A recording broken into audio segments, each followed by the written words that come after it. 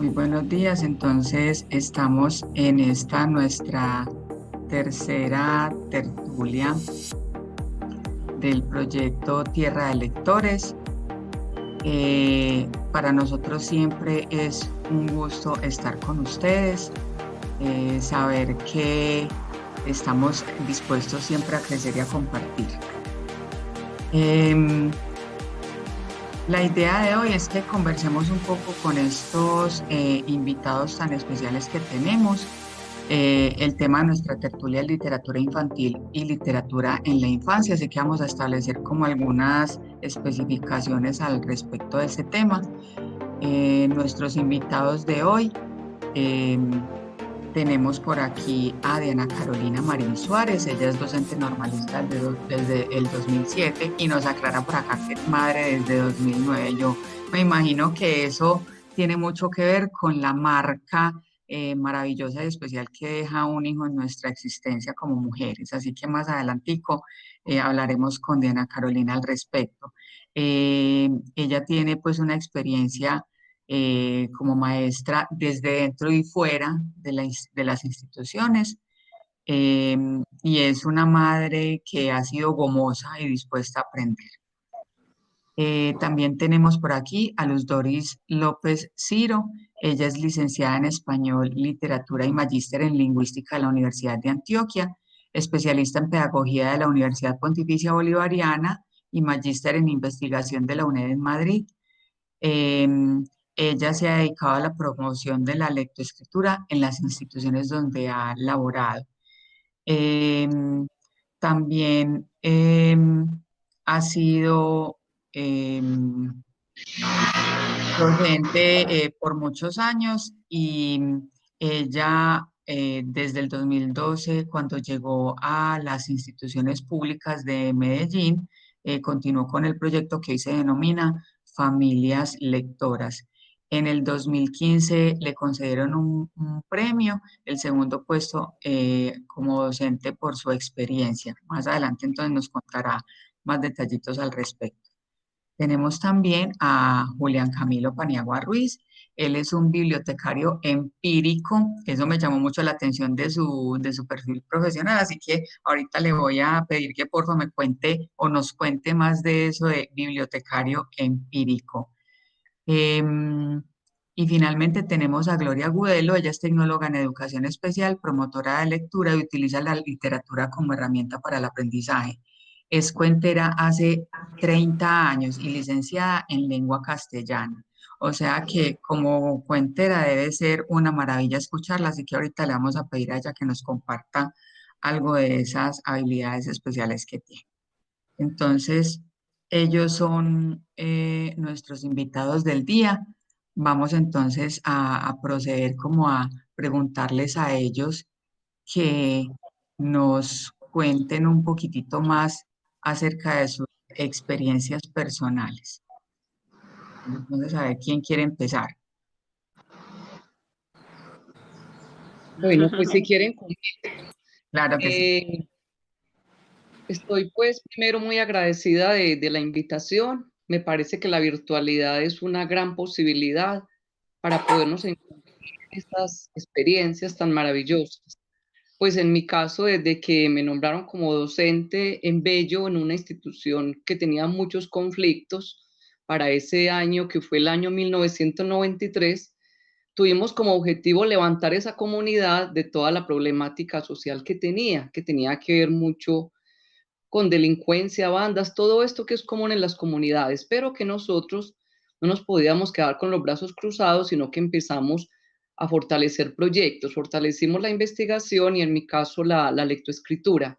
Entonces lo primero que se me ocurrió fue que había que formar a las familias en lectura y escritura y así empezamos con Padres Lectores y este proyecto luego pues se trajo a Medellín con muy buenos resultados y siempre en todas las comunidades he encontrado como cómplices para este proyecto. Las personas que más me colaboraron fueron los promotores de Confenalco, con los cuales caminé de la mano. Y me alegra mucho pues cuando veo todas sus publicaciones, todas sus experiencias y poder decir que ellos me acompañaron, sobre todo en Bello, y que gracias a eso muchos de esos padres que formamos hoy son profesionales universitarios, al igual que los chicos. Entonces, de esta experiencia no quedan sino aspectos buenos para contar.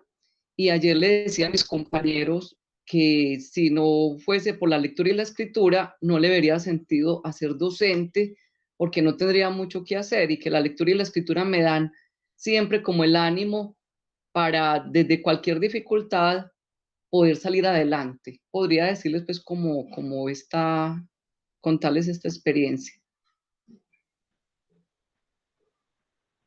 Ah, bueno, muy bien, maravilloso. ¿Qué te parece, Gloria, si nos cuentas de ti?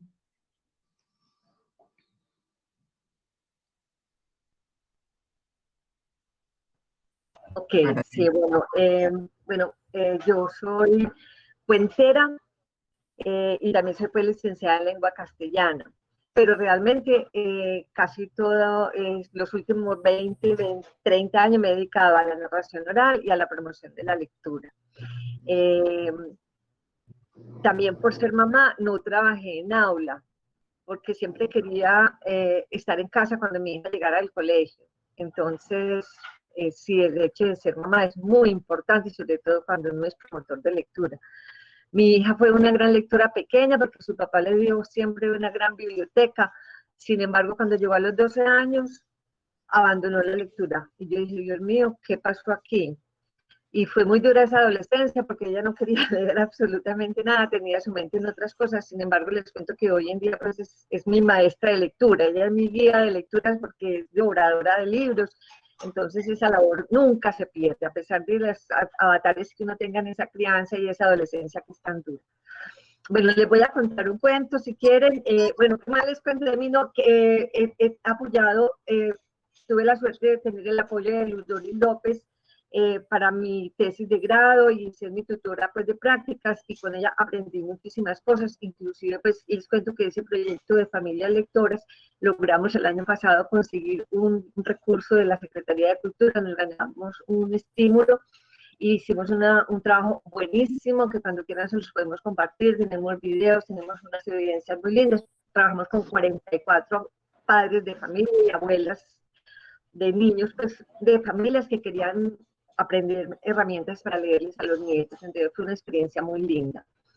Bueno, les voy a contar un pedazo de un cuento para no demorarme mucho, un cuento que me encanta mucho de Aquiles Nazoa.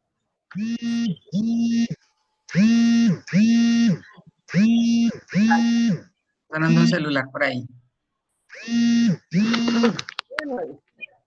Hace ya bastantes años, 200 años tal vez, por escapar de las trampas y de los gatos también, unos buenos ratoncitos se colaron en un tren y a los campos se marcharon para nunca más volver.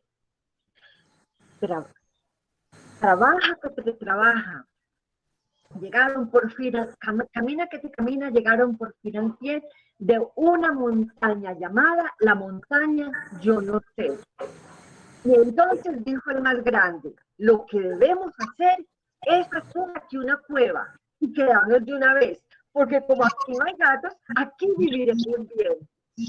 Trabaja que te trabaja, agujereando las piedras se tardaron más de un mes, hasta que una hermosa cueva lograron por fin hacer con gradas, portal precioso, como si fuera un chalet. Había entre los ratones que allí nacieron después una hermosa ratoncita, más hermosa que la, se me olvidó, que la, más hermosa que el clavel. Su nombre no era ratona, como debéis suponer, pues la llamaban Hortensia, que es un nombre de mujer, pero era muy presumida. Y así, un día se le acercó un ratoncito que allí vivía también, y parándose en dos patas, temblando como un papel, le pidió a la ratoncita que se casara con él. ¡Qué ratón tan igualado!, dijo ella con altivez. Vaya a casarse con otra que esté a su mismo nivel. Pues yo, como novio, aspiro aquí donde usted me ve, un personaje que sea más importante que usted.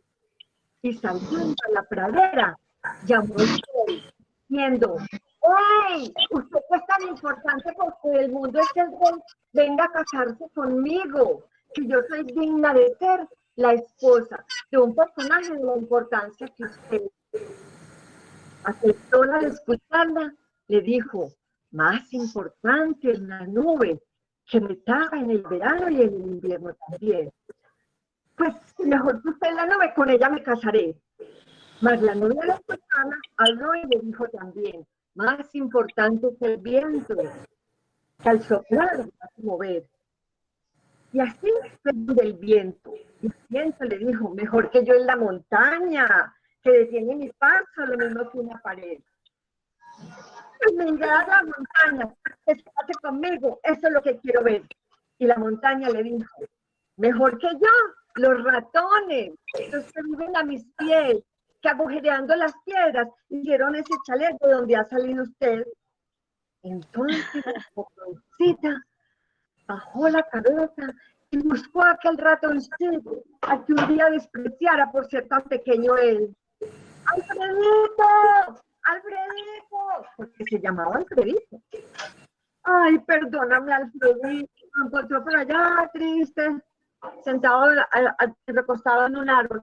Perdóname, Alfredito, por pequeño y por humilde, un día te desprecié, pero ahora he comprendido, y lo he comprendido bien, que en el mundo los pequeños son importantes también. Se casaron, fueron felices y comieron perdices. No, muy bien, muy bien. Muchas gracias. Pao, discúlpame Bien, un minuto y aprovechando la narración que hace la profe Gloria, yo quisiera plantearles a todos aquí una pregunta y es básicamente en relación con el papel que tiene esta tradición de la narración. Cómo desde la narración se forma el hábito lector y el gusto por la lectura. Y mire que es que le narramos a los niños incluso mucho antes y a los jóvenes de que empiecen a hablar y de que empiecen a manejar la escritura y la lectura como operaciones de pensamiento, ¿cierto? Entonces, qué bonito si ustedes nos pudieran contar cuál es esa relación tan estrecha que existe entre esa tradición de narrar la bendita anécdota de todos los días, la historia del abuelo, lo que me pasó en el trabajo y la lectura como hábito y como gusto.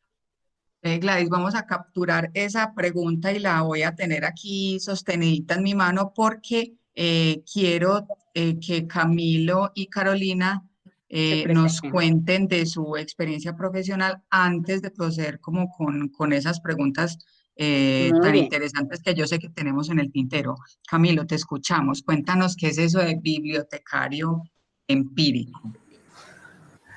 No sé por qué te causa tanta gracia lo de bibliotecario empírico. Bueno, a ver, ¿qué te digo yo? Para mí siempre ha sido muy difícil hablar de mí mismo, de lo que soy, no sé. Para mí es muy complicado, yo creo que para muchos. Pero bueno, a ver, ese cuento de bibliotecario empírico fue que yo llego en el 2012, 13, llego y me nombran como bibliotecario en una institución educativa, ¿cierto?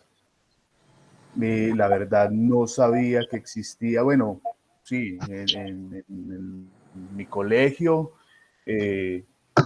estaba la bibliotecaria, pero la biblioteca era un espacio como tan lúgubre, donde estaba, que yo creo que esa experiencia la han tenido muchos, estaba ese espacio donde estaba la señora gruñona, la señora que no dejaba tocar los libros, ¿cierto? Y entonces como que uno siempre todo temeroso llegaba a mirar un libro, pero tenía que pedirle y hacerle la venia a la señora para poder coger el libro.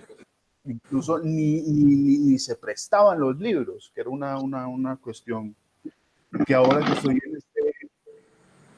estoy desde la barrera, pues que estoy al otro lado, que estoy como estaba ella en ese momento, pienso, pues de eso se trata. Yo creo que una de las funciones de la biblioteca es que la gente, que los niños, que la comunidad pueda coger los libros, los palpe, los ensucie, pues haga con ellos lo que quiera, ¿cierto?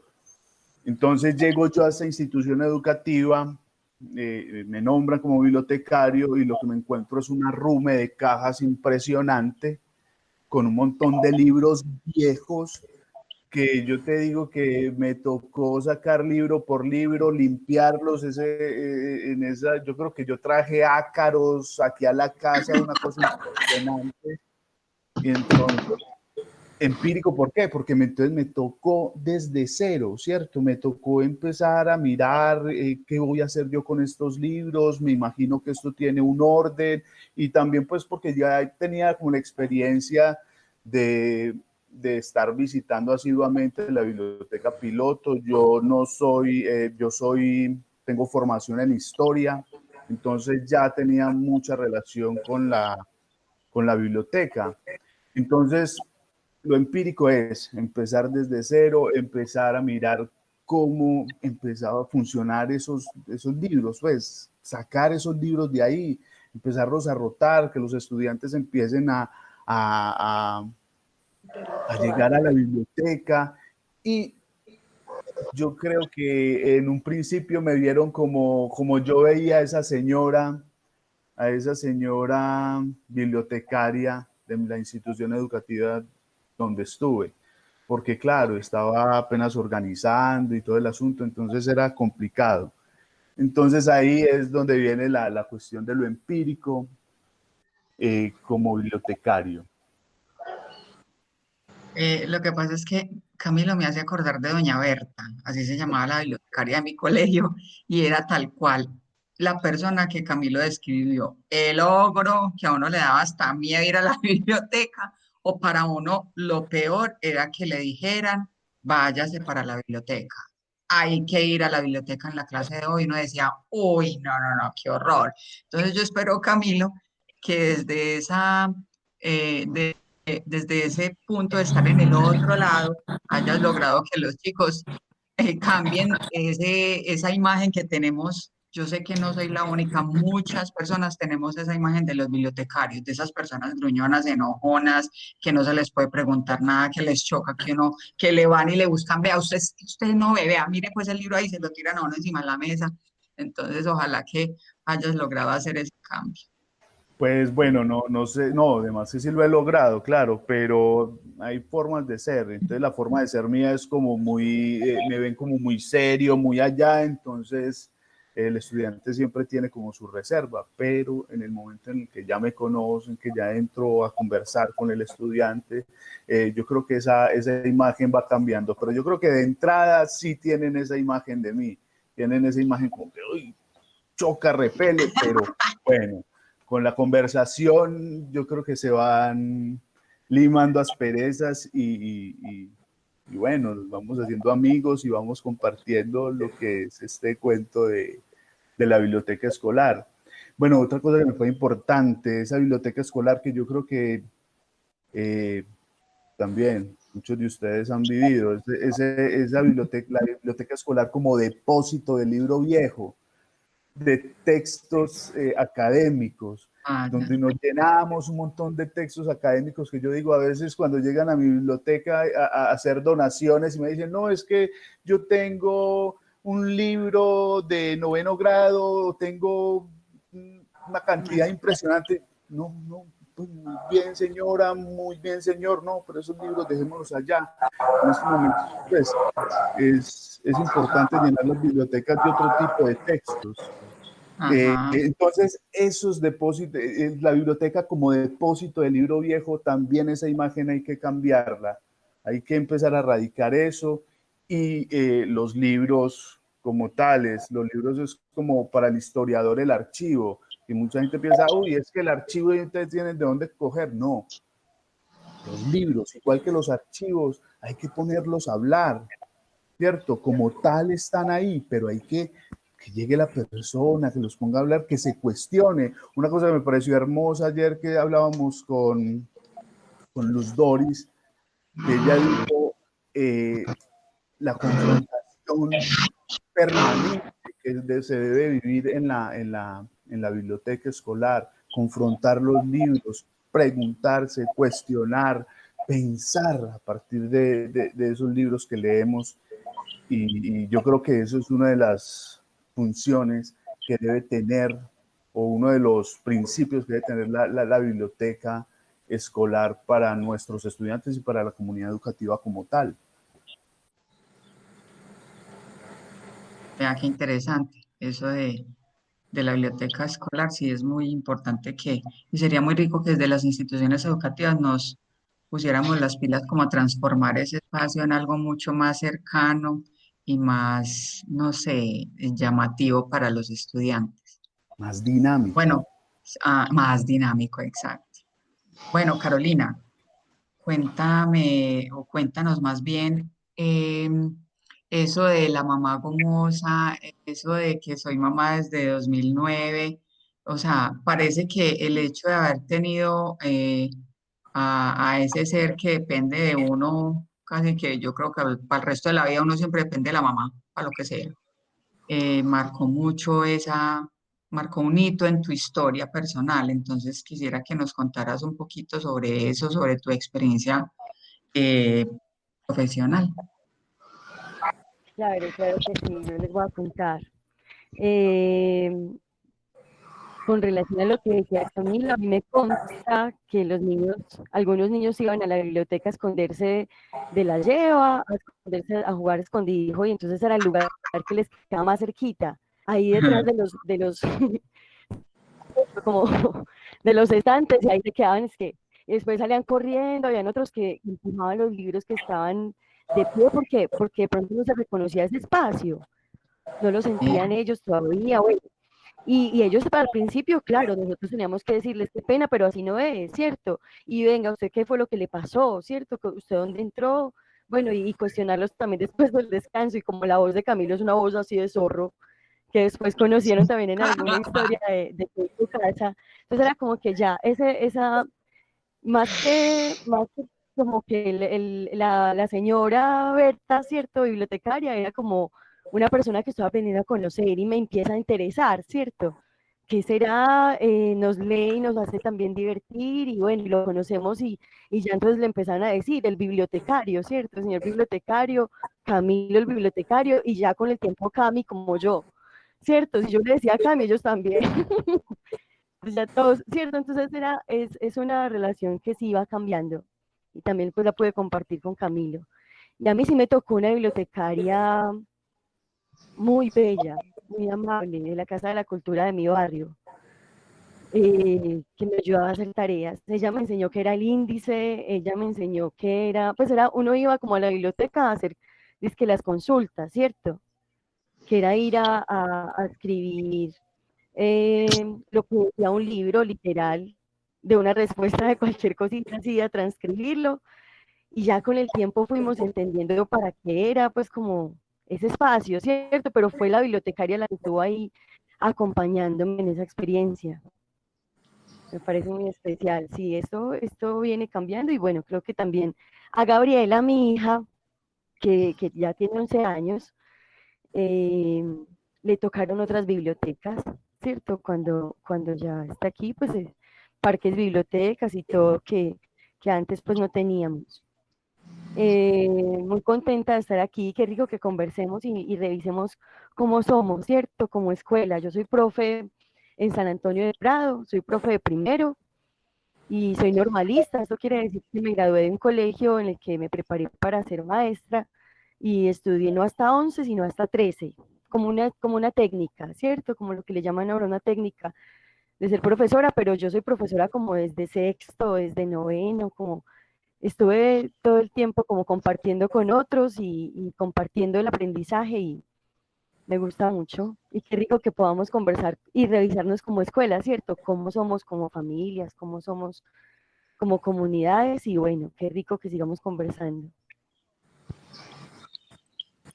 Ok, después de haber escuchado en este momento pues, a cada uno de ustedes sus intervenciones, sus experiencias, su vida, queremos recordarles a nuestros amigos, a aquellos que nos están viendo o que nos siguen a través de las redes sociales, recordarles que nos pueden localizar a través de Spotify, una radio que también tenemos, allí nos pueden escuchar. Twitter también nos pueden seguir, YouTube, y también Facebook. Allí entonces nos pueden seguir niños, adultos, bueno, todo el público, y también participar de estas tertulias que estamos haciendo. Ellos simplemente escuchan, ponen un me gusta. Bueno, ahí estamos para que nos sigan. Vamos a continuar entonces con nuestro espacio y también con nuestro tema en la mañana de hoy, que es la literatura en la infancia y también literatura infantil y literatura en la infancia. Así que apenas estamos iniciando este espacio que es muy importante para todos. Vamos a continuar. Gracias, Manu. Entonces, con respecto a ese tema sobre literatura en la infancia y bueno, este tema que nos trae hoy esta tertulia, queremos conocer cuáles son sus percepciones, qué piensan ustedes de esto de trabajar la literatura desde la infancia y cómo es eso de la literatura infantil según sus propias percepciones. Bueno, yo podría decir que la literatura empieza mucho antes. Por todas las investigaciones que se han hecho, la literatura empieza desde el mismo momento de la concepción, ¿cierto? Y en todo eso tiene que ver pues los progenitores y el ambiente, la familia. Y para comprobar esto, basta con leer pues las publicaciones tan bellas que se han hecho sobre el tema. Yo le recomendé un texto que se llama Dar de leer, que precisamente habla de la experiencia de uno de los bibliotecólogos más especiales que yo conozco, que es el señor Nelson, que en este libro, que les coloqué una portadita ahí en el grupo, habla de una experiencia muy bonita que él tiene cuando cuando se da cuenta pues que van a tener su bebé, y entonces empieza a ir a la biblioteca de Confenalco y lógicamente empieza a vincularse con las actividades de familia y lectura que hay en Confenalco, y empieza a leer al bebé y se va a dar cuenta paso a paso cuáles son como esas reacciones o esas sensaciones del bebé frente a la lectura. A esto se le hace seguimiento y realmente la lectura empieza es allí, empieza mucho antes de la escuela, empieza en la familia, empieza en el entorno, y un niño que tenga estas condiciones casi desde la concepción, seguridad que continuará con estas experiencias que vienen de la familia. Si tiene suerte, se conectan luego con la escuela, con una buena biblioteca, y miraremos pues luego los resultados. Entonces no habría que leer muchas teorías, sino decir que todo depende de las condiciones que tenga la familia, el interés por la lectura, los ejemplos que tenga desde allí. Ayer hablábamos de esto, del ejemplo, y leyendo un artículo de uno de los mejores escritores y ensayistas que tiene Colombia, que se llama William Ospina, corrobora lo mismo, que esto es sencillamente una cuestión de ejemplo. Y el niño, el infante, cuando tiene buenos ejemplos, los sigue, pero también cuando tiene malos también. Entonces, ¿qué hemos de hacer como mediadores de lectura? Que el niño tenga el derecho de acceder a los libros, de acceder a la cultura, pero no solamente son los libros, son las historias, son los cuentos, son las anécdotas, es todo lo que se geste desde la familia.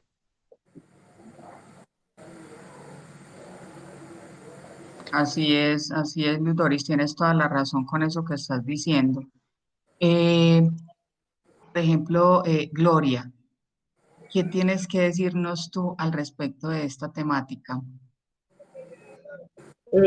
Bueno, mira, ya que nos debes hablar sobre la importancia de la literatura en la infancia, yo quisiera hablar sobre el término literatura infantil, porque es un término que surgió pues a partir del crecimiento del mundo editorial. Pues me imagino que las editoriales, y pues también lo he leído en varios artículos, las editoriales pues encontraron que había todo un segmento de población que necesitaba una literatura pues como más orientada hacia una población específica que eran los niños. Entonces surgió pues esta industria de la literatura infantil, que de todas formas, así pues, no sea que la literatura, no, o sea, que los niños tengan que acceder no únicamente a libros infantiles, no. o a esas recomendaciones que hacen las editoriales, que estos son para tal año, la serie verde, la serie roja, la serie amarilla. Pues esas son cosas que les sirven a las editoriales y de pronto les guía a los maestros.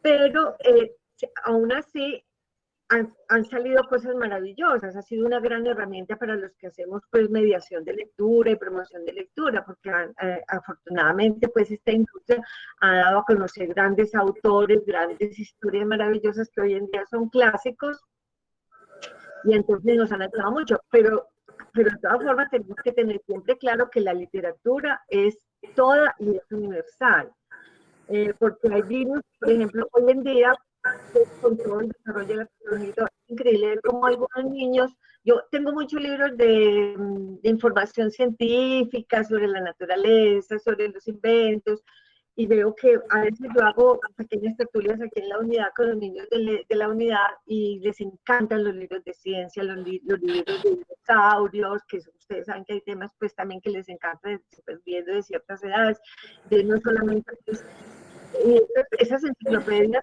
mini enciclopedias que yo he ido coleccionando, son libros que son para todo el mundo y les encanta hoy en día a los niños pequeños.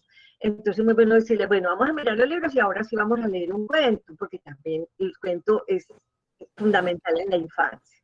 Entonces, bueno, pienso que sí, la literatura infantil es una industria que nos orienta, que además nos dan cantidad de recomendaciones, los mejores libros del año, siempre hay escritores nuevos, nuevas editoriales. Es importante tenerla en cuenta, pero tener también siempre presente que la literatura es universal y que nace desde todos los ámbitos, especialmente el hogar, donde hay que dar ejemplo y compartir con ellos. Yo afortunadamente tuve un papá que era muy inquieto también por compartir todo lo que las actividades extra del trabajo, él todas las compartía con nosotros. Entonces él era, en mi casa lo que se leía era revistas. Leíamos la revista, mi papá llegaba con la revista Selecciones, llegaba con la revista Life, que fue para nosotros una gran maravilla porque yo me enteraba de cosas del mundo que mis amigos y mis vecinos y mis compañeritas de colegio no sabían, porque yo lo aprendía en la revista Life, que mi padre la compraba, era Life en español. Y aprendimos muchas cosas en mi casa que los otros niños no sabían. Y uno decía, pero ¿cómo es que usted no sabe que en Venezuela el primer presidente demócrata se llama Rómulo Gallegos? Y yo tenía, pues, que estaba en quinto de primaria. Y yo le decía eso en la clase y la profesora, ¿y usted cómo supo eso? Entonces, eso es maravilloso uno poder compartir las experiencias personales como papá, como padre de familia, las inquietudes intelectuales, inclusive hablar de política delante de los hijos. Ellos también tienen que escuchar e ir aprendiendo qué es lo que uno considera que es justo, que es injusticia, porque hay que tener sensibilidad con lo social y todo. Los niños tienen que estar metidos en todo el conocimiento de la vida, de todo lo que está pasando. La vida y la muerte también, por eso me parece encantador lo que Camilo está proponiendo sobre el patio y la muerte, porque es una manera de mirar la muerte, que es una situación que nos tiene bombardeados por todas partes, una manera muy hermosa y muy poética de abordar la muerte con esa serenidad y esa suavidad. Esto es lo que quería aportar sobre la literatura infantil. Exacto, porque ese proceso de la muerte es muy natural. Espacio. Gladys, tengo encapsulada aquí tu pregunta. Yo me acuerdo. No me deje ir esa, pero déjeme formular una a partir de lo que acaban de decir, ¿cierto? Y es básicamente que obsérvese que generalmente cuando hace una promoción de lectura, uno siempre está diciendo la literatura te deja acceder a otros mundos, es un tiquete de viaje, no sé qué, pero en el desarrollo de el que lee, independientemente de la edad, pero específicamente en la infancia, hay otro tipo de factores que se dan y ya no tiene que ver solamente con el tiquete de viaje, hablemos de lenguaje, hablemos de conocimiento. ¿Qué debería saber un padre de familia respecto a lo que la literatura o la lectura en general hace en favor, en beneficio de los niños, de los estudiantes que leen? Y para Camilo una pregunta. Las bibliotecas se convierten en promoción, en dinamizadores, pero ¿qué estrategias implementar, cierto? Básicamente eso. ¿Qué es lo que beneficia la lectura en los niños? Y cómo capturar a los que no tienen ese beneficio del que hablaba Luz Dari desde pequeños, aparte pues de la imaginación, y qué estrategias, generar desde las bibliotecas escolares. Gracias.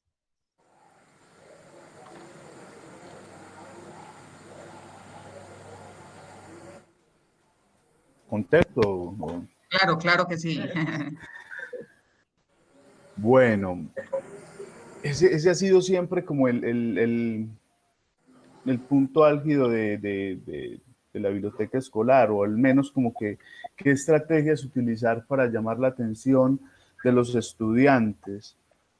Pues para mí, o sea, para mí personalmente es el acercamiento a los libros, acercar al estudiante a los libros. Estrategias, pues si nos vamos a lo tradicional, a lo bueno, entonces hacer la hora del cuento, donde se le lea a los estudiantes un cuento y entonces a partir de ese cuento, al menos lo que yo hago es entrar a conversar con los estudiantes, ¿cierto? Es más un entrar a conversar o como que llevar un lineamiento así, no. No, para mí es importantísimo eso, el acercar simplemente al estudiante, leer por leer, ¿cierto? Porque es que siempre se ha pensado, y eso también lo hablamos ayer con Luz Doris, siempre se ha pensado que es que todo debe tener un propósito. No, pues no, acerca al estudiante al libro, que el estudiante se encarrete con el libro, lea, lo disfrute, o sienta repulsión hacia lo que está leyendo también, porque es que también lo que usted hablaba ahora, esa cuestión del simplemente el disfrute, el deleite, no, también repulsión, también el cuestionarse, estoy leyendo pero no estoy entendiendo, ¿cierto? Que eso también nos lleva como a ese proceso de, bueno, me esfuerzo, miro, y sabemos que el comprender y el conocimiento no es una vaina fácil, no es una cosa papita para el loro y ya. Simplemente por sentarme aquí a leer esto, yo con leerlo ya lo voy a entender. No, es cuestionarse también. Entonces, para mí esas estrategias, no sé, pues están las estrategias tradicionales, pero para mí lo más importante es acercar a los estudiantes a los libros. Que se confronten, ¿cierto? Que lo miren, que lo sientan, que eso es para mí importantísimo y es esencial. Yo recuerdo que, bueno, aquí voy a traer una experiencia que yo he tenido con los estudiantes y era con un estudiante, una niña de 9, ella en ese entonces tenía como 8 años más o menos, Sofía Velázquez, nunca se me olvida el nombre, y esta niña, yo hacía la hora del cuento, normal, y entonces ya me sentaba, conversaba con ellos, y esta niña muy inquieta siempre, pero ella estaba inquieta, era en lo que escuchaba, ¿cierto? En esa vaina de usted transmitir un mensaje, transmitir alguna emoción. Entonces esta niña empieza a prestar libros, empieza a prestar libros en la biblioteca, y entonces ya ella me pedía en los descansos, Camilo, usted me puede organizar el espacio que yo quiero compartirle a mis amiguitos. Empezó con su grupo de amigos, les quiero compartir el libro que usted me prestó. Sofía, claro, como quiera, ¿qué hacemos? Organizamos las sillas. Entonces ya le armaba ahí como una especie de auditorio y Sofía se las hollaba leyéndole a sus compañeritos eso. Y entonces ya pasa, ya después, ya no era solamente el grupito de amigos de Sofía, sino que ya entonces eran los amigos de Sofía, y entonces se me fue llenando, y ya en los descansos era Sofía leyéndoles en voz alta a los niños. Entonces, mire, la motivación está ahí, ¿cierto? O ahí está, simplemente es como darle un estímulo y ya ellos se van solitos. Pues eso es lo que pienso yo de lo que puede ser la promoción de lectura. De pronto no está o no contesta tu pregunta porque las estrategias, bueno, y desde la pedagogía, no, pero así yo creo que lo que se decía ahora empíricamente se van haciendo y se van formulando un montón de cosas. Resultados. Claro. Eso es como ensayo-error, ajá, sí, te entiendo. Sí, y yo creo que la vida en muchos momentos es eso, ¿cierto? Ensayo-error. Sí, es Eh, básicamente también que nazca desde lo individual, desde mi decisión de asumirlo. Es como eso, Caro.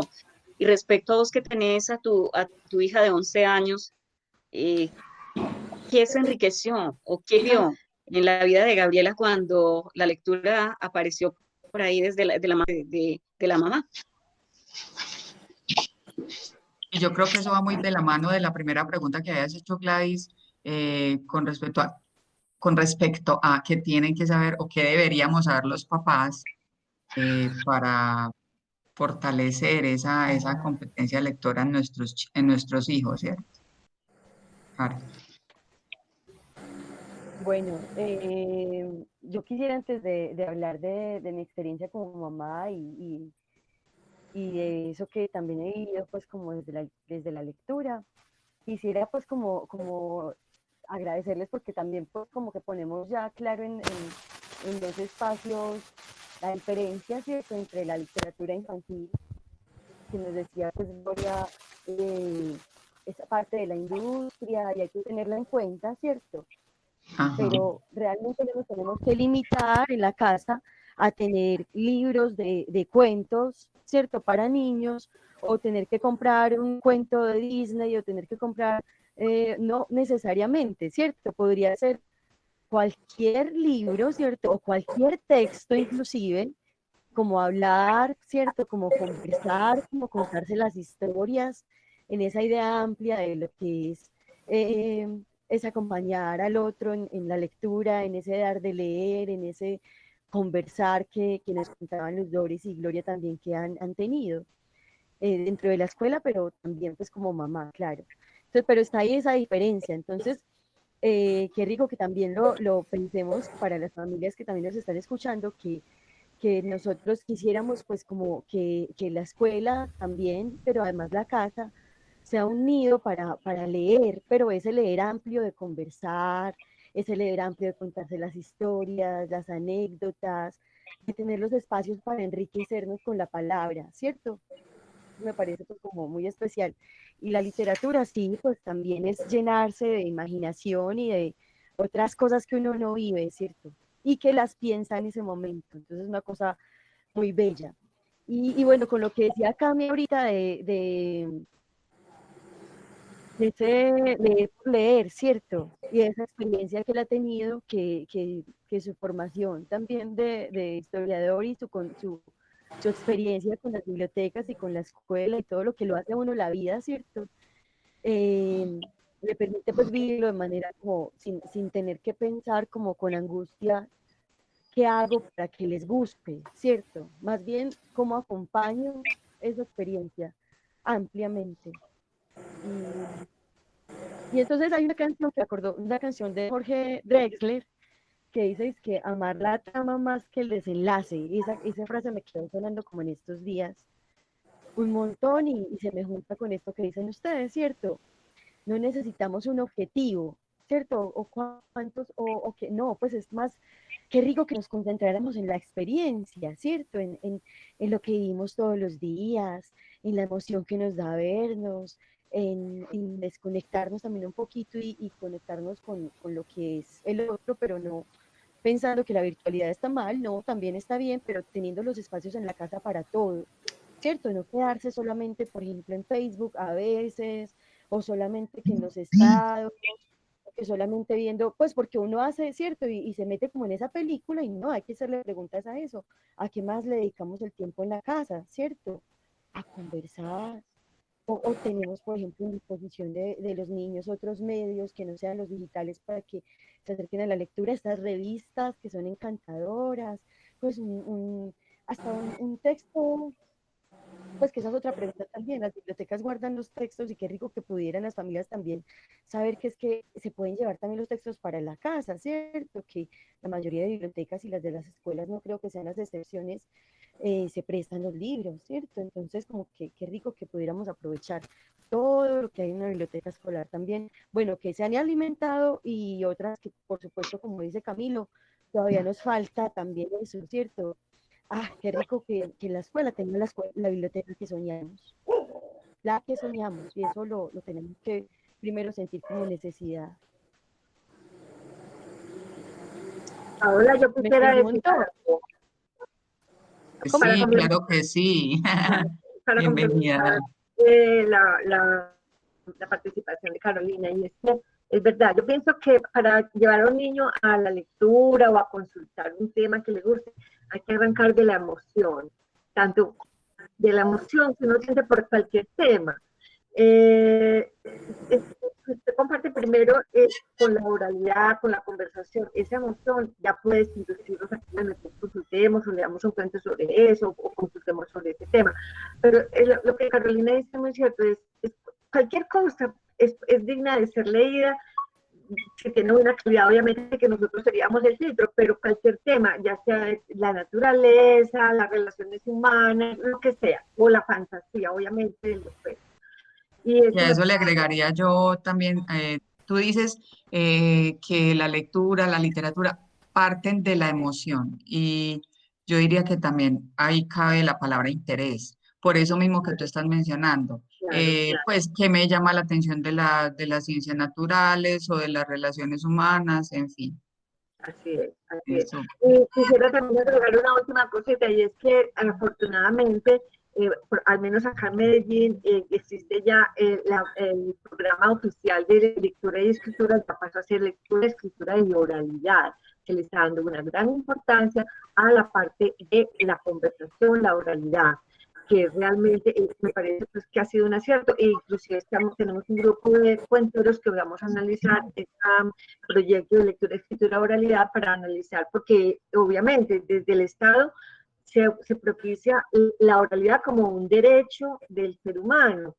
pero también tiene muchas aristas, porque también la oralidad hay que tratar de mejorar un poco ese fenómeno que tenemos ahora del parlache, donde el lenguaje se ha convertido, mejor dicho, se ha reducido y desafortunadamente hay una tendencia muy grande de las comunidades, sobre todo entre la juventud, a utilizar pues palabras muy fuertes para, inclusive para expresarse el amor. Pues no se pueden decir que te quiero si no se dicen huevón o otras cosas pues muy horribles. Sí. Entonces es increíble que el lenguaje de los jóvenes, así sea para expresar un sentimiento amoroso, sea con palabras tan fuertes y de tan bajo significado. Entonces yo pienso que tenemos una labor muy grande, no solamente desde la lectura, sino también desde la oralidad. Así Paola, es. permíteme aquí, les recuerdo a quienes nos siguen a que se conecten a través de nuestro canal de YouTube, ahí nos pueden encontrar, también en Facebook, Twitter y nuestro canal de radio Spotify. Estamos tratando en esta mañana nuestra tertulia, el tema es la literatura infantil y también en la infancia, y algunas palabras claves que han sido mencionadas, que es importante recordarla la mañana de hoy, que nuestros invitados han compartido, y también profesionales y expertos también. Esto que es importante inculcar, motivar la lectura en la familia, ¿sí? Eso no debemos perderlo de vista también en la escuela. Y hay una palabra que me llamó mucho la atención, que mencionó doña Luz Doris. Ella dijo que el niño tenga el derecho. Y yo pregunto aquí, aprovecho y hago una pregunta a doña Luz Doris. ¿Será que ese derecho a veces a leer es coartado? Cuando el papá no le compra un libro, cuando no lo motiva a leer, o a veces cuando al niño no se le presta atención en esa parte, ¿ese derecho puede ser coartado, doña Luz Doris? Yo diría que sí.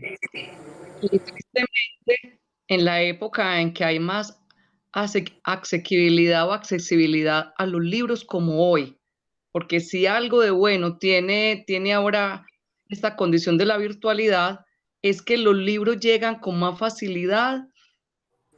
Yo diría que para comprobarlo, solo basta que demos un clic y nos metemos a la biblioteca virtual de Leer en mi Cuento, el Plan Nacional de Lectura y Escritura, y todos los libros se pueden descargar.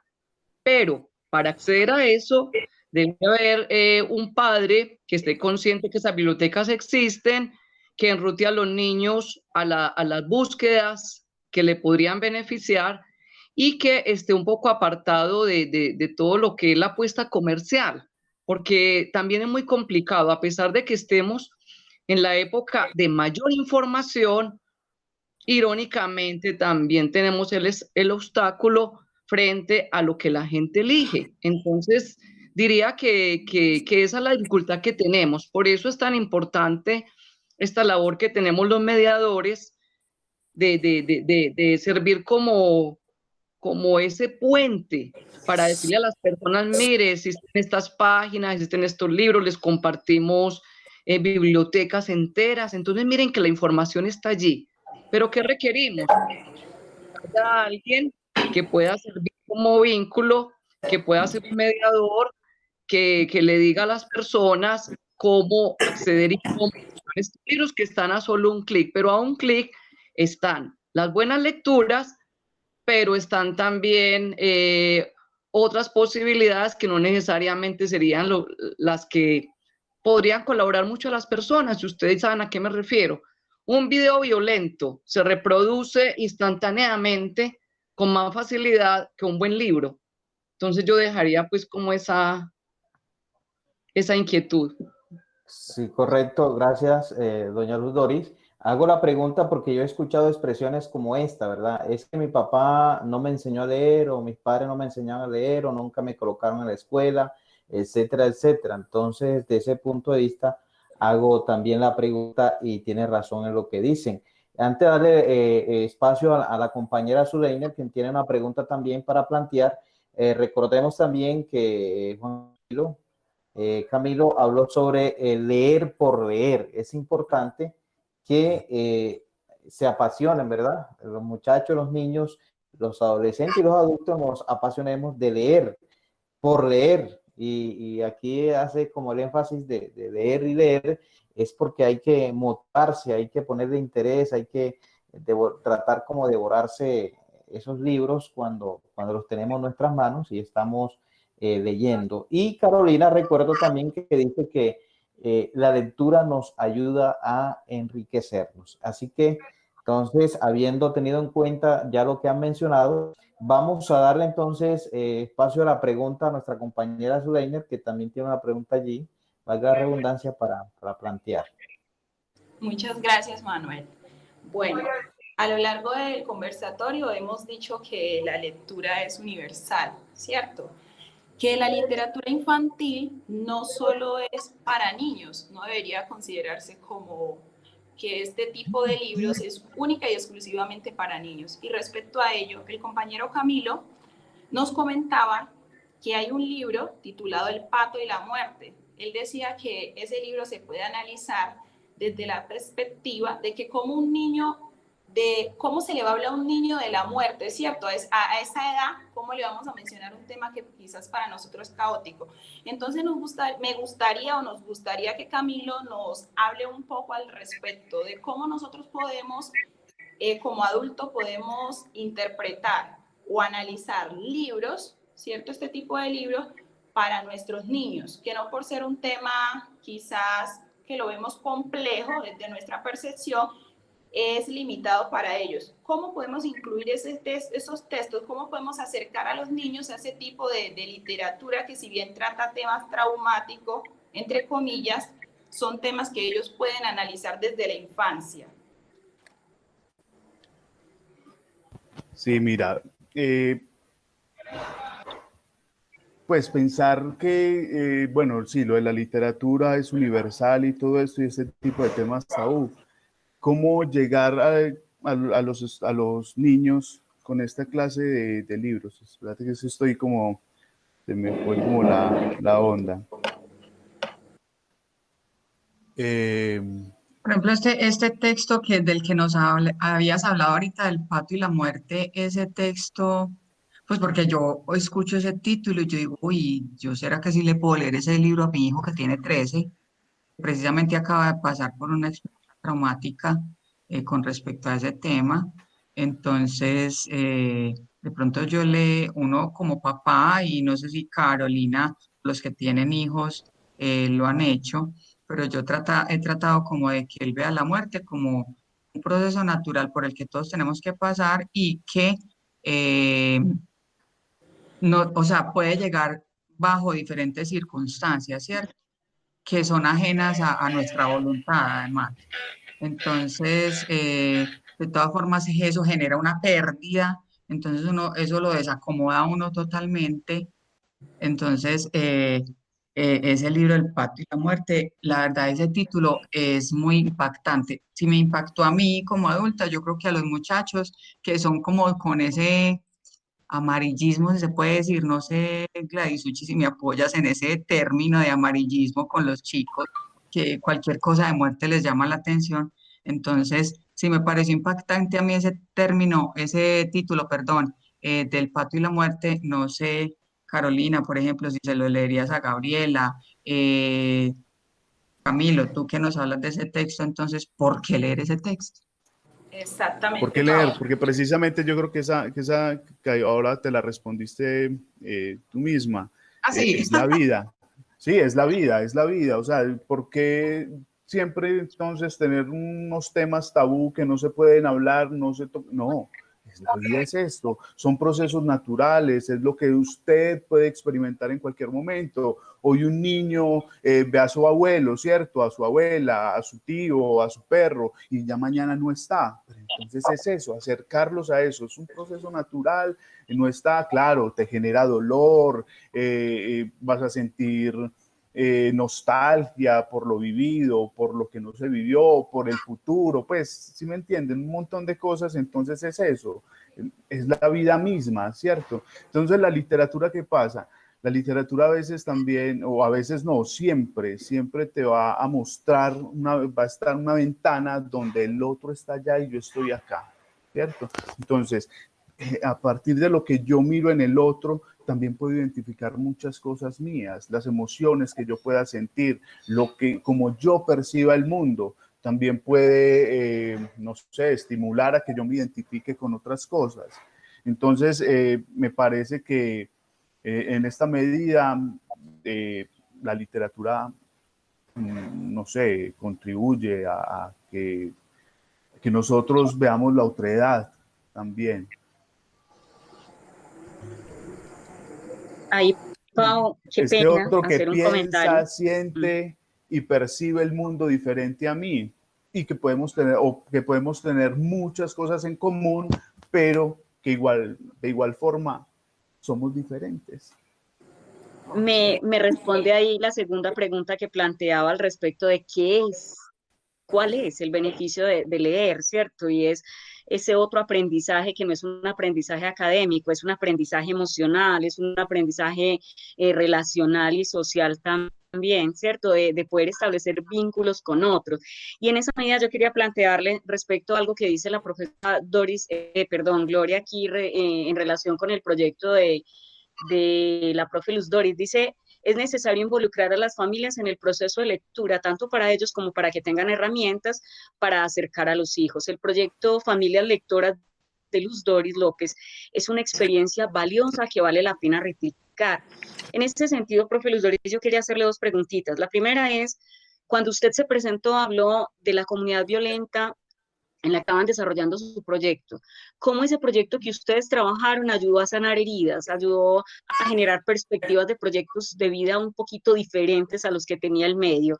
Y en la segunda, su proyecto exactamente, ¿qué es lo que está haciendo? ¿Cómo llega a las familias? Bueno, antes de responder, o cuando yo responda, me gustaría mucho volverle a dar el espacio a Camilo para que Camilo por lo menos nos antoje con el primer parrafito del libro El pato y la muerte, porque es hermoso. Y justo en la época que estaban asesinando a tantos jóvenes en Bello, en el Barrio Nuevo, que mis estudiantes eran de París, 12 de octubre, Maruchenga, Santander, barrios que estuvieron muy perjudicados por la violencia. Y justo nos llegó ese libro, El pato y la muerte, y lo leímos en la reunión con los padres, que muchos de ellos habían enterrado a sus hijos. Y fue una experiencia hermosísima de ver la muerte pues como ese asunto natural, pero ahora tocaba decir que no era tan natural, porque a los chicos los estaban asesinando. Bueno, y entonces, cuando a uno le hacen esta pregunta, la respuesta es muy compleja, porque debe pasar mucho tiempo para uno poderlo evidenciar en proyectos de vida. Entonces, así como muchos jóvenes murieron y otros ahora son jefes de banda, porque no podemos decir que la lectura o la literatura los va a salvar a todos, porque no es así, sería una falacia decirlo. Hay muchísimos que a través de todos esos procesos pudieron, digamos, estar en la otra orilla y que hoy son mis colaboradores en los proyectos. Hay chicos que me colaboran en proyectos de investigación, otro chico me colabora en proyecto de oratoria porque es el campeón internacional de oratoria, y una cantidad de chicos que uno tiene ahí que van y le cuentan a los otros, miren, yo estuve en un barrio violento como el de ustedes, yo me acogí a esta propuesta, yo estuve de la mano en el periódico escolar, yo participé con la familia en lectura, yo hice parte de los talleres de literatura en Bello, porque no es solamente Luz Dori, no, son todos los agentes culturales que estaban allí trabajando de la mano y que ayudamos en este proceso, pero igual también hay muchos chicos que ya no existen. Entonces, digamos que en estos proyectos hay beneficios para algunos de ellos que nos lo muestran a través de proyectos de vida. ¿Qué ocurrió pues con esa institución? Que logró fortalecerse, se levantó, fue una institución número 1 en investigación, pudimos presentar proyectos en varios escenarios, pero no nos deja de quedar ese sinsabor de los que ya no existen, porque pues la lectura tampoco los va a salvar a todos, pero por lo menos mientras vivan, les va a dar mucha felicidad. Y yo pienso pues que finalmente esta es la apuesta. Y me gustaría que Camilo, me gustaría la palabra Camilo para que nos leyera un parrafito de ese texto tan hermoso. ¿Cómo nos va a dejar antojados Camilo? Sí, sí, claro.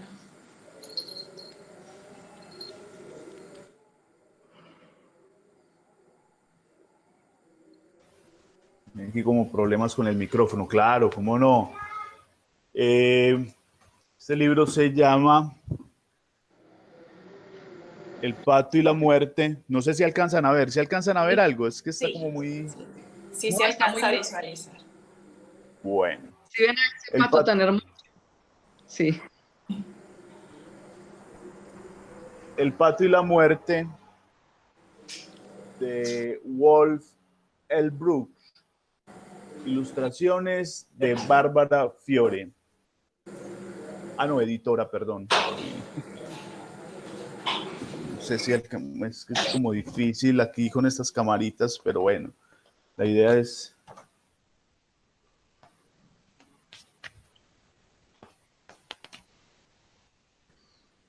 Desde hacía tiempo, el pato notaba algo extraño. ¿Quién eres? ¿Por qué me sigues tan de cerca y sin hacer ruido? La muerte le contestó. Me alegro de que por fin me hayas visto. Soy la muerte. El pato se asustó. ¿Quién no lo habría hecho? ¿Ya vienes a buscarme? He estado cerca de ti desde el día en que naciste. Por si acaso, preguntó el pato.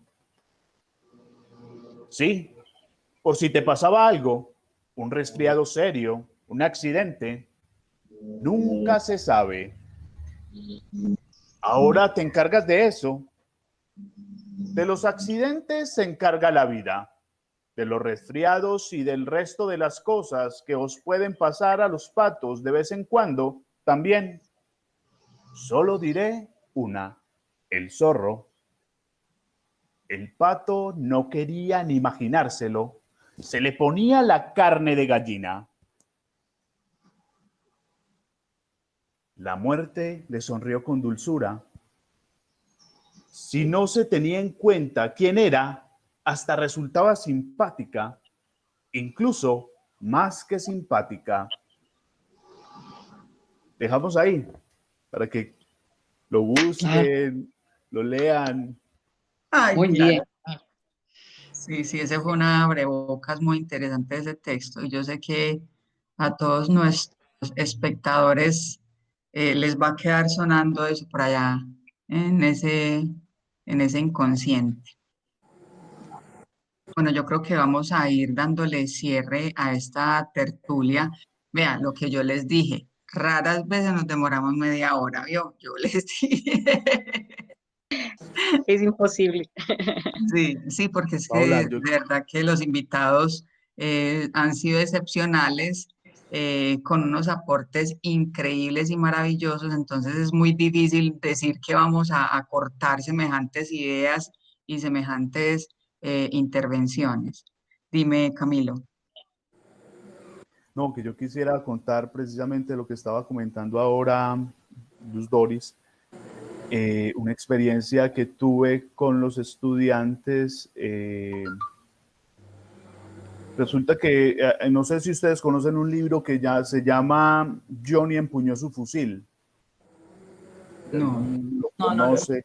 Bueno, se lo recomiendo, búsquelo, léalo y bueno, hay una canción de Metallica que se llama One. eh, Ajá, esa sí la eh, conozco. sí, ahí si pueden buscar los subtítulos, ahí pueden encontrar ustedes la historia. La canción está basada en este libro, en Johnny empuñó su fusil. Resulta que este libro generó mucho impacto con los estudiantes porque ellos se identificaron totalmente. O sea, les voy a comentar más o menos. Johnny empuñó su fusil. Johnny es un muchacho de los suburbios de Estados Unidos, un pobre, un joven pobre que le toca irse para la guerra, la Primera Guerra Mundial.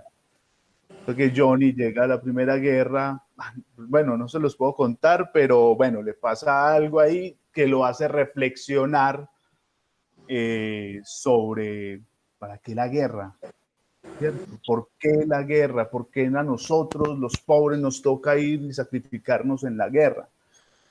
Más o menos eso, ¿cierto? Entonces los estudiantes empezaron a identificarse y empezaron, ahí es donde lo que yo les decía ahora, el otro que es diferente a mí, ellos en esa historia de Johnny vieron a ese otro diferente, pero que pensaba o que tenía unos pensamientos muy similares a los de ellos. Y entonces ellos empezaron a ubicarse, o sea, a pesar que la Primera Guerra Mundial no tenía nada que ver con ellos, pero ellos empezaron a contextualizar su propio espacio, su entorno, su experiencia de vida. Entonces, ¿qué vivían ellos en el barrio?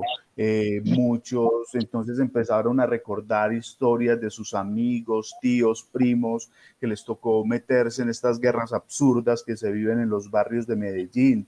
Entonces, esa vaina a ellos los tocó muchísimo y pues no quería dejar pasar como este momento de contarles como esta experiencia que tuve con ellos, que me pareció una experiencia dolorosa, en la medida de pues, la guerra y todo lo que se viven a veces en los barrios es muy duro, sobre todo pues yo que también soy de un barrio popular, pero también me llenó de alegría esa cuestión que ellos empiecen a identificar con cosas, ¿cierto? Y que empiecen a reflexionar a partir de este tipo de historias. No quería como dejarla pasar y ahí me disculpan. Camilo, Sí. para complementarle a Camilo, yo trabajé con los chicos justo en ese tiempo pues tan difícil, un libro maravilloso que les recomiendo de un autor único que ya murió, muy joven él, que se llama José Libardo Porras Vallejo, el cual dejó un libro que se llama Historias de la Cárcel Bellavista. Y a través de ese libro, Historias de la Cárcel Bellavista, logré que muchos de los chicos nos acercaran a sus historias, a la cárcel, a los papás que habían estado allí, a lo que habían sufrido, y se empezara como un poquito, como que hubiese un poco de sensibilización frente a lo que estaba ocurriendo. Uy, ese libro nos tocó, fue fotocopiarlo y reproducirlo hasta para las familias, porque al final se convirtió en un hito en la institución y todo el mundo lo leyó y se hicieron cosas maravillosas con ese libro de José Libardo Porras. Ay, muchas gracias, Luz Dori. Sí, lo voy a tener en la cuenta y qué rico Bueno, trabajarlo con los estudiantes. Y el último que les voy a enviar el capítulo, dar de leer, para aquellos papás que pensaran cómo se da de leer desde el vientre, cómo se da a leer más bien desde el vientre y qué se puede seguir. Porque si queremos rutas, aquí también aparecen los textos recomendados. Ahí les dejo la inquietud. Luz Dori, antes de que nos vayamos, quisiera aprovechar que nos está compartiendo la experiencia y sería muy rico si usted se anima pues también a fijarle fecha, ¿cierto? Un día que nos la pueda compartir y nos comparte y nos replicamos entre las familias y todos otra vez el enlace, ¿cierto? Y las personas que puedan también escuchemos, porque me interesa también cómo fue la experiencia con la familia, porque yo también creo que es que en la casa tenemos que leer todos. Pues eso de que Claro. los niños entonces solamente son los que van a leer, no, eso todos. Ah, yo aprendí a leer muy, es que yo ya tengo edad, es que yo ya, no, yo aprendí a leer hace muy poquito, me di cuenta que no sabía, que yo creía que leía y no, ¿cierto? Entonces como que qué rico que los Doris nos compartieran la experiencia, porque sí es muy importante que nos pensemos en la familia y todas las familias gomosas de ahora, que yo conozco muchas familias gomosas que con todo el amor del mundo quieren también hacer las cosas con todas las experiencias que le puedan ofrecer a los niños y eso hay que aprovecharlo. Claro, pero ustedes también van a ser invitados al proyecto. Tenemos reunión ahorita el lunes, proyecto de familias lectoras, y me gustaría también, les voy a mandar la invitación, porque esto es de compartirnos experiencias por todos los lados. Sí. Les agradezco mucho. Ok, Entonces, ha sido interesante, Paola, y todos ustedes esta temática en la mañana de hoy. Creo que hemos aprendido, también hemos reforzado algunas cosas, pero importante que nos están viendo, nos sigan a través de las redes sociales. Recordemos nuestro canal de YouTube, en Facebook también nos pueden encontrar allí, en Twitter y también Spotify. Qué susto. iVoox también. iVoox también nos pueden allí seguir, nos pueden encontrar como proyecto Tierra de Lectores, Institución Educativa Gabriel García Márquez. Así que hemos escuchado en esta mañana a cada uno de nuestros invitados y es importante que recordemos lo que se ha tratado en la mañana de hoy. No solamente recordar, sino aplicar, colocar en práctica por allí alguna recomendación, algún concepto que nos haya quedado y que motivemos a nuestros hijos a la lectura. Pero antes de irnos y de concluir, vamos a escuchar una recomendación de cada uno de ellos, una recomendación corta allí. Una reflexión. Sí, correcto. Y entonces sí, concluimos la mañana de hoy nuestra tertulia.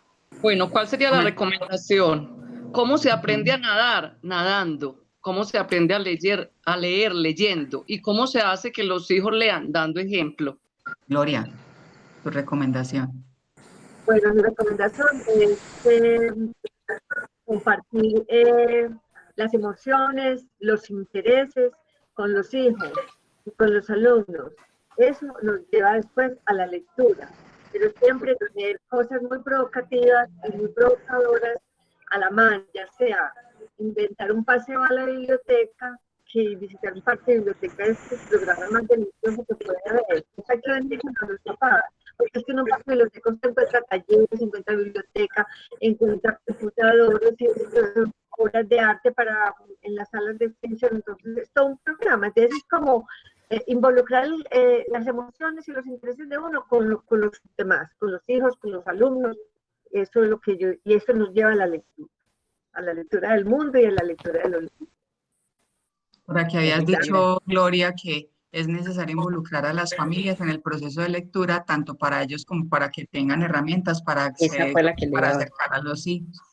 Exactamente. Carolina, ¿cuál es tu recomendación?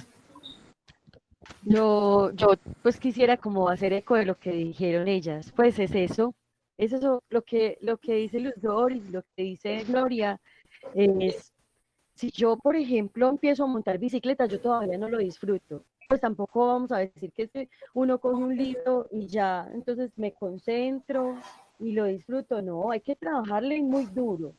y hay que concentrarse, y si uno no entiende tiene que volver a leer, pues es un ejercicio pues, que también tenemos que reconocer que muchos aprendimos a ver qué era leer, o gente que le cogió pereza, yo también en secundaria, y después cuando ya me gradué, ya dije como, bueno, ¿qué es esto de verdad de leer? Pero porque había una amiga que lo hizo mucho y esa era como su vida, ¿cierto? Entonces, bueno, yo creo que eso, pues como saber que no es sí, pero que hay que hacerlo, ¿cierto? Por vivir la experiencia también, pero para disfrutarlo hay que trabajarle como con fuerza, sin dejarse llevar por la pereza o por otras cosas. Y lo que dice del parque de bibliotecas, sí, pues para que uno se va a meter en la película, siempre con los niños hay que tener plata, hay que comprarles dulces, hay que llevarlos a un centro comercial, no, porque tenemos que gustar que nos guste, que a todo el mundo le gusta. Si hay un parque de biblioteca y si esa plata la podemos ahorrar o comprar otra cosita o inventarnos algo para comer en la casa, bueno, disfrutar otras experiencias que nos hagan disfrutar más, ¿cierto? Y lo otro es que, bueno, mi recomendación sería como que está muy bien leer de todo, ¿cierto? Pero también es muy importante alimentar la fantasía, la imaginación, porque nosotros también necesitamos alimentar esa capacidad de crear, ¿cierto? Y la literatura, en ese sentido, pues es una posibilidad de una experiencia diferente, ¿cierto? Entonces, yo quería pues compartirles que casualmente Luz Doris en el colegio está leyendo Pinocho, y nosotros leímos Pinocho hasta hace poquito, que nos mandamos en audio, pues podemos compartirles a ustedes como institución y como familias el enlace con los audios de todos los capítulos de la versión de la fiesta del libro del año pasado. Y también el PDF para que las familias que quieran leerlo vayan descargando el capítulo, o si ustedes quieren y algunos maestros quieren, acompañen la lectura cada día, ¿cierto? Que si les parece, podemos compartirnos todas las cositas también que vamos construyendo.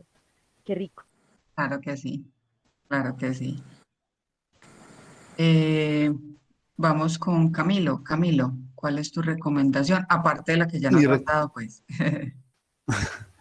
No, pues mi recomendación, sí, que yo creo que no, es acercarse a los libros, ¿cierto? Es acercarse, de disfrutarlos, tocarlos, sentirlos, ensuciarlos, pues esa es como la recomendación.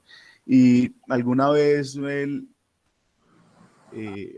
importantísimo lo de la familia, que las familias se integren, que desde la familia se les lea a los niños, ¿cierto? Porque alguna vez un padre de familia me decía como que era que el niño no le gustaba leer. Entonces yo le decía, pero venga, ¿usted alguna vez se ha sentado a leerle al niño? Entonces el señor se queda como que, pues como si eso fuera como una responsabilidad simplemente del niño, el aprender a leer y el empezar a decodificar todo esto. No, siéntense con los niños, lean, que ellos puedan sentir esa experiencia del otro ahí. Seguro que por aquí tengo una frase que alguna vez Carolina me la compartió. Hicimos un letrero en la biblioteca de la institución. Todavía no lo quité nunca porque me pareció muy bacano, pero decía más o menos así, no lo recuerdo literal, pero decía, en el caso de la biblioteca es como un espacio, uno de los espacios más democráticos por excelencia, donde nadie nos dice qué leer y cómo leer, ¿cierto? Entonces, esa es como la reflexión que les dejo, lo que pienso, y no, acerquémonos a los libros, que los niños experimenten esto que es tan maravilloso y que a veces también nos hace sufrir tanto como es la lectura, pero eso es la vida. La vida misma. Bueno, entonces a Luz Doris, a Carolina, a Gloria, a Camilo, les queremos agradecer infinitamente por haber compartido con nosotros todos esos pensamientos y esas experiencias de vida que finalmente contribuyen a esa formación del hábito lector. Queremos agradecerles por haber aceptado esta invitación, por haber compartido con nosotros esta parte de su tiempo que es tan valioso, porque darle tiempo a otra persona o a este tipo de actividades es un regalo maravilloso porque el tiempo nunca se repite tan valioso. Entonces, muchísimas gracias en verdad. Esperamos que sigamos en contacto, que nos podamos seguir viendo por ahí una que otra vez, volverlos a tener por acá, claro está. Entonces, no sé quién de mis compañeras también quiera dar unas palabras como de agradecimiento y de cierre. Paola, una cosita pequeña. Quedamos pendientes con lo de la biblioteca escolar, ¿cierto? ¿Qué función cumple la biblioteca escolar? Yo creo que hablamos tanto y bueno, no nos dio el tiempo, pero sería muy bueno que tocáramos más adelante. Claro que sí, ese puede ser un tema para otra tertulia. Bueno, entonces, quería... ¿Es algo para decir que tiene el micrófono apagado? Sí, claro. Permíteme, yo le doy pues como las gracias a los invitados. Gracias por compartir con nosotros este espacio. Como decía Paola, de verdad que nos han aportado conocimientos muy valiosos que nos van a servir para seguir creciendo como promotores de lectura, ¿cierto? Porque esto es algo nuevo para nosotros, estamos incursionando, aprendiendo, y qué rico poder aprender de la mano de personas que tienen tanta trayectoria. Mil gracias por haber compartido este espacio con nosotros. Y yo que ya aprendí el micrófono. Así es. Yo quería leer una frase de André Guidé, pequeñita, que dice: ante ciertos libros uno se pregunta quién los leerá, y ante ciertas personas uno se pregunta qué leerán, y al fin libros y personas encuentran. Gracias infinitas por regalarnos con esos dones que ustedes tienen y por compartirnoslos. Muchas bendiciones. Gracias. Acá nos dice Gloria, muchas gracias por la invitación. No me olviden, dice Gloria, quiero unirme a esta tertulia siempre. Felicitaciones. Muchas gracias, Gloria, por tus palabras. Muchas gracias. Bueno, también quiero expresar mis agradecimientos a ustedes por acompañarnos la mañana de hoy, a nuestros invitados, también a los líderes del proyecto Lector. Así que queremos despedirnos con estas palabritas, ¿verdad? Leer, o estas palabras, leer nos ayuda a crecer. Y invitamos entonces a nuestros amigos a que nos sigan a través de las redes sociales y nos veremos en una próxima tertulia. Así que tengan una buena tarde. Feliz mañana, feliz fin de semana. Un abrazo para todos. Bueno, mañana, así es. Gracias. Un abrazo para todos y todas, que estén muy bien. Felicidades, muy amable. Chao. Buen día y muchas gracias. A usted.